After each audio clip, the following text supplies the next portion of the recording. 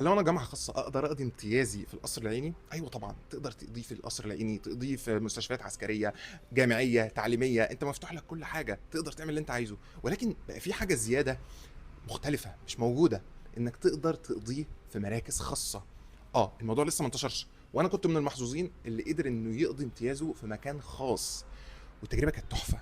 مركز دمياط للعلاج الطبيعي، مركز نضيف جدًا وشيك جدًا وعلى أعلى مستوى بجد، بجد يعني، واللي هيروحوا هيأكد على كلامي. أنا نفسي يتعمم لإن بجد الأماكن الخاصة بتبقى أنضف، مش أنضف كشغل أو كدكاترة، أنضف حتى كquality، أنت حاسس إن أنت في مكان محترم.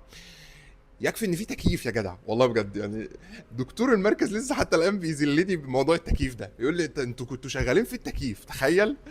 ف بجد انا كنت من المحظوظين وكانت تجربه جميله. نفسي اكررها تاني، يعني ارجع للمركز ده تاني لان انا فعلا اتعلمت منه كتير. خدوا بالكم ان انا بصدر حلول.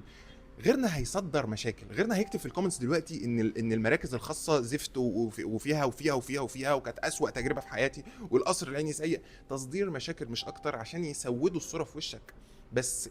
يعني يا ريت نشوف شويه نور في وسط الضلمه، ما نسودش الدنيا.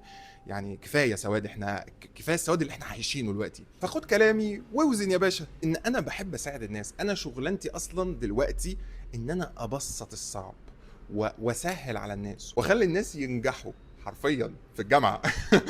فانا عايز اساعدك، والله بجد عايز اساعدك، وبالتوفيق وربنا يسدد خطاكم، انا مش عدوكم والله.